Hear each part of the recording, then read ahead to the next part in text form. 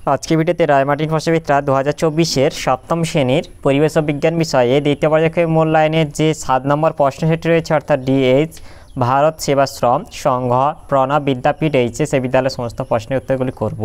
তার আগে তোমরা কেউ যদি আমার চ্যানেলে নতুন হয়ে থাকো তাহলে চ্যানেলটি অবশ্যই সাবস্ক্রাইব করে নেবে। প্রথমে এটা আছে ফিজিক্যাল সায়েন্স, একে আছে নিচের প্রশ্নগুলির সঠিক উত্তরটি নির্বাচন করে পূর্ণবাক্যে লেখো।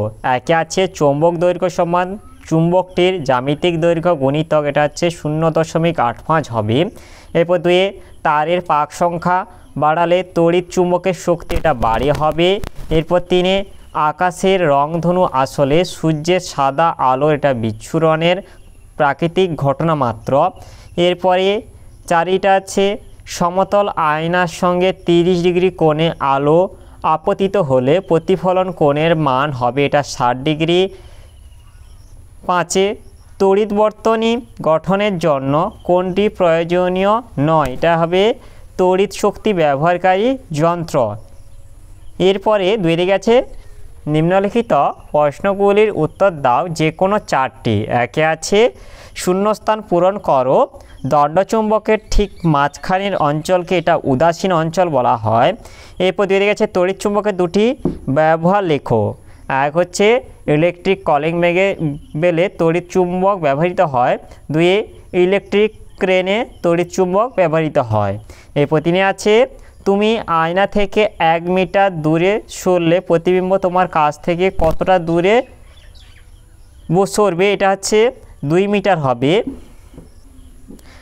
এরপরে চারিদিকে আছে একটি চুম্বকের জ্যামিতিক দৈর্ঘ্য 15 সেমি হলে তার চৌম্বক দৈর্ঘ্য কত হবে।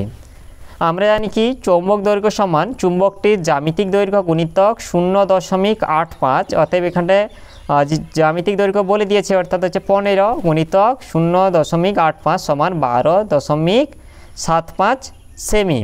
এরপর পাঁচিটা আছে শূন্যস্থান পূরণ করো, মাটিতে ড্রিল করে প্রথম পেট্রোলিয়াম উৎপাদন শুরু হয়, এটা হচ্ছে আমেরিকা মহাদেশে।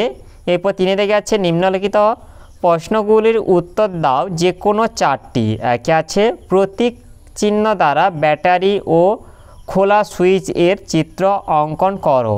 এখানটা এটা আছে যে দুটি সেল দ্বারা গঠিত একটি ব্যাটারি, যেহেতু এখানটা ব্যাটারি বলেছে তাই এখানটায় তোমরা দুটি সেল বা 3টি সেল দিয়ে এরকম একটা ব্যাটারি চিহ্ন আঁকবে।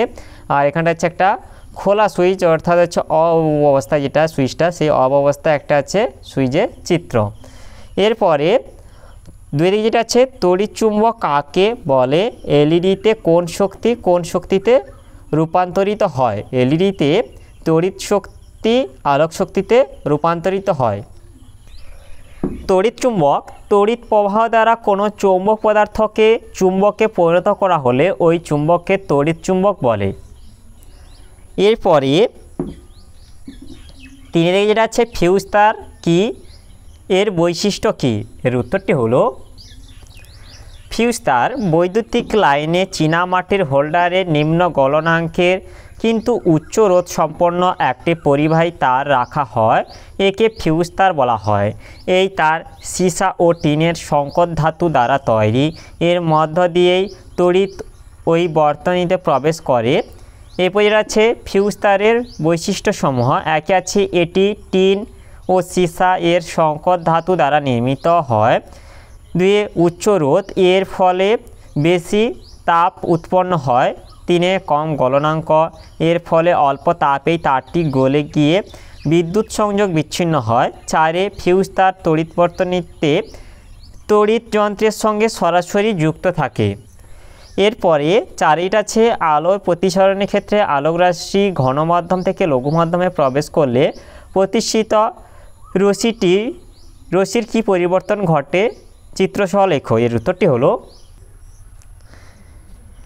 ঘনতর মাধ্যম থেকে লঘুতর মাধ্যমে প্রতিসরণের ক্ষেত্রে আলোকরশ্মি গতিপথের চিত্র। আলোকরশ্মি ঘনতর মাধ্যম যেমন কাঁচ থেকে লঘুতর মাধ্যম যেমন হচ্ছে বায়ু প্রবেশ করলে প্রতিষ্ঠিত রশ্মিটি অবিলম্ব থেকে দূরে সরে যায়, অর্থাৎ এক্ষেত্রে আপতিত রশ্মি পি ও প্রতিষ্ঠিত রশ্মি ও কিউ। আপতন বিন্দুতে অঙ্কিত অবিলম্ব এন মিটার।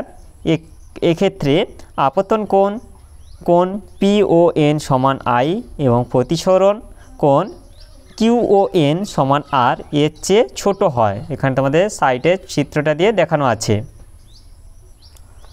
এরপরে 5 আছে বায়ু শক্তি কি, এর একটি সুবিধা লেখো। এর উত্তরটি হলো বায়ু শক্তি প্রবাহমান বায়ুর গতিশক্তিকে প্রত্যক্ষ বা পরোক্ষভাবে ব্যবহার করে আহরণযোগ্য শক্তিকেই বলা হয় বায়ু শক্তি।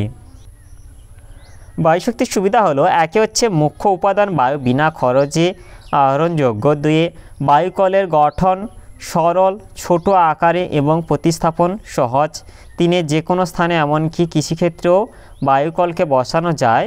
এগুলি থেকে তোমরা যে কোনো একটি বলে দেবে। এরপরে 6টা আছে সৌরশক্তি ব্যবহারের একটি সুবিধা ও একটি অসুবিধা লেখো। সৌরশক্তি ব্যবহারের একটি সুবিধা হলো এটি নবীকরণযোগ্য, দূষণহীন এবং এই শক্তি উৎপাদন ব্যবস্থা রক্ষণাবেক্ষণের খরচ অতি সামান্য। একটি অসুবিধা হলো ভূপৃষ্ঠে আপতিত সূর্যালোকের পরিমাণ ধ্রুবক নয়, সংশ্লিষ্ট জায়গায় অবস্থান, দিনের সময়, বছরের সময়, আবহাওয়ার অবস্থা ইত্যাদি বিষয়গুলির উপর আপতিত সৌরশক্তির পরিমাণ প্রত্যক্ষভাবে নির্ভরশীল। এরপরে লাইফ সায়েন্সে যেটা আছে, 1 দাগিয়ে নিম্নলিখিত প্রশ্নগুলির সঠিক উত্তরটি নির্বাচন করে লেখো।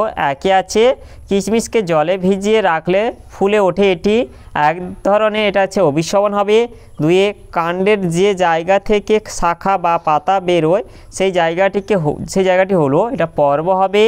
3 ফুলের যে অংশটি ফলে পরিণত হয় সেটি হলো ডিম্বাশয়। 2 দেখে আছে নিচের বাক্যগুলিতে উপযুক্ত শব্দ বসিয়ে শূন্যস্থান পূরণ করো যে কোনো 3টি। 1 আছে সেপটিক ট্যাঙ্কে বিষাক্ত গ্যাসটি হলো এটা হাইড্রোজেন সালফাইড হবে H2S। এরপরে 2 দেখে যেটা আছে তেঁতুলের বীজের অঙ্কুরোদ্গমের সময় বীজপত্র বীজত্বক ফাটিয়ে মাটির উপরে উঠে এলে তাকে এটা মৃদভেদী অঙ্কুরোদ্গম বলে। এরপরে 3 দিকে আছে নিম্নলিখিত প্রশ্নগুলির উত্তর দাও যে কোনো একটি। 1 আছে পুকুরের বা নদীর মাছেরা তাদের দেহে জলের পরিমাণ কিভাবে স্বাভাবিক রাখে। এর উত্তরটি হলো পুকুরের বা নদীর মাছের নিজের দেহে জলের পরিমাণ স্বাভাবিক রাখার উপায়। পুকুর বা নদীর জলের মাছ হলো মিষ্টি জলের মাছ। নিজের দেহে জলের পরিমাণ স্বাভাবিক রাখতে পুকুর বা নদীর মাছ যেসব ব্যবস্থা গ্রহণ করে সেগুলি হলো 1 প্রচুর পরিমাণে লঘু মূত্র ত্যাগ করে, এর দ্বারা দেহে প্রবিষ্ট অতিরিক্ত জলকে দেহের বাইরে বের করে দেয়। 2 ফুলকায় উপস্থিত বিশেষ কোষ দ্বারা জল থেকে আয়ন শোষণ করে, দেহ তরলের নির্দিষ্ট ঘনত্ব নিয়ন্ত্রণ করে। 3 জল থেকে এরা অনেকটা লবণ শোষণ করে নিতে পারে। এরপরে 2 দিকে আছে স্বপরাগযোগ ও ইতর পরাগযোগের সংজ্ঞা দাও। এর উত্তরটি হলো স্বপরাগযোগ কোনো ফুলের পরাগরেণু যখন ওই ফুলের গর্ভমুণ্ডে অথবা একই গাছের অন্য ফুলের গর্ভমুণ্ডে পড়ে বা স্থানান্তরিত হয় তখন ওই ঘটনাকে স্বপরাগযোগ বলে, যেমন রঙ্গন, দোপাটি প্রভৃতি ফুলের পরাগযোগ।